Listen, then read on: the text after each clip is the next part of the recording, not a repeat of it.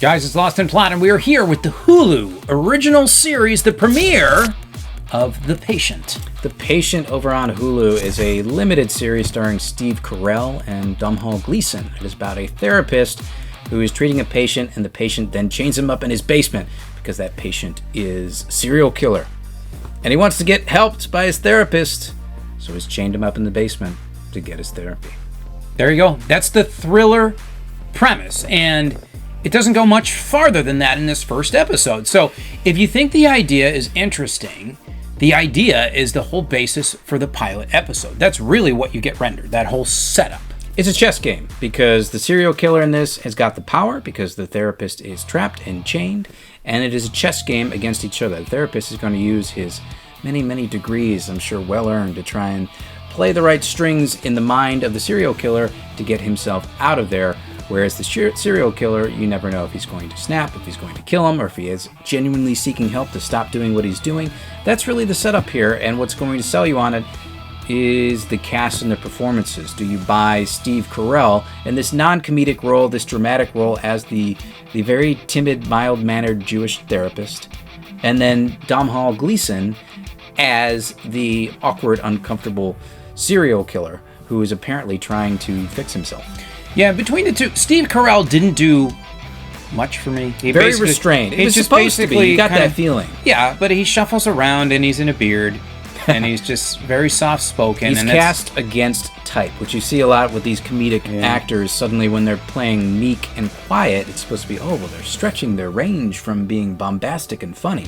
Now they're meek and quiet and they're just fiddling around on their cutting board and doing all this other bullshit. Yeah, and sometimes that's painful to watch when you know what they're otherwise capable of and how they've entertained you with roles in the past. However, I will say, Domhall Gleason, I think this is the role he was meant to play. I think this is the best I've ever seen him, and I think he's a fantastic actor. He's just picked a lot of really crap roles that haven't done him much service for his considerable skill. This one, I think, sets him up. He has magnetism on the screen. You can't look away from the guy. His physical affect, his manner, it's mesmerizing. And I think he's going to be brilliant in this series. I agree, and I was much more impressed with him than with the restraint that Steve Carell was showing because, to your point, Domhnall Gleason, we haven't really seen him in this role before, and showing him kind of the cocky, the aggressive, but a little bit out of control serial killer type.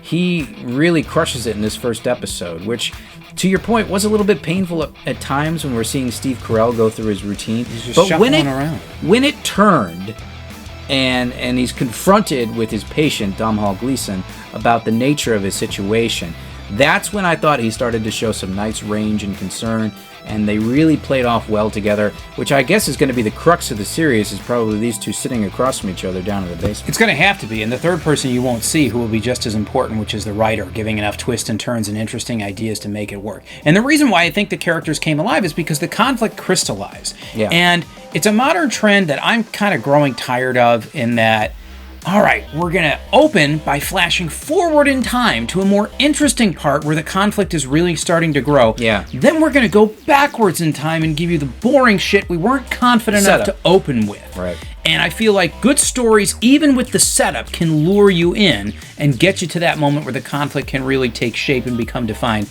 So I didn't like that, the way they structured it. I don't think, it didn't do a whole heck of a lot for me. Yeah, and what you're talking about there is the hook. And it is so common. It's just like this terrible trope and cliche. All the shows do it, as you mentioned. They're going to jump to the really exciting part, and that's meant to hook you on the show. And then once you're hooked to find out what's going on, that's when they're going to jump way back to the beginning and slowly bring you in and introduce you to the characters and walk you through it. That's what happens here. The nice thing here is that this is only a 30-minute episode. All these episodes are only 30 minutes long. So that means they really have to be efficient and effective. They don't have a whole lot of time to play with. Which is such a smart choice. Because if you think about it, it's like, all right, what am I signing up for? Another show about therapy sessions? We've seen so many where they sit there and just talk out of their ass. And those episodes would go on for an hour. And it would really try you. So the smartest thing they did was make this say, hey, you got 30 minutes. Get it done.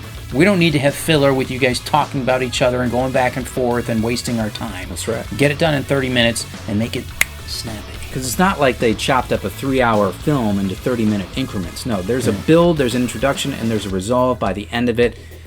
That means they're not going to waste your time because they flat out can't. They've only got 30 minutes of your attention. They got to maximize it. So the big question with this first episode is it going to make you come back to Hulu or FX to watch more?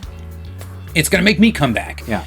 This show for me is alive. It's a 7 out of 10, but it's another one of these shows where I will look at it and say, the second episode is just as important as the first one. Because the first one laid out the idea, which I was already interested enough in the idea to watch the show, and you gave me just that idea, and it's compelling.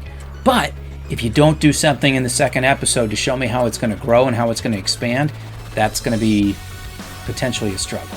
Yeah, and I'm coming back as well. This is live for me at a 7 out of 10 because I want to see these two actors get the chance to really develop their characters. And we're going to see more character drama. We're going to see more of the cat and mouse chess game between the therapist and the killer, and to see where it goes. And hopefully there's a good resolve and finish to the end of it. But it's got my attention for this first episode. That is The Patient on FX or streaming on Hulu. Yeah, good little thriller so far. Yeah. Guys, if you've seen, leave your thoughts in the comment section down below. Like and subscribe. Check us out on Twitter.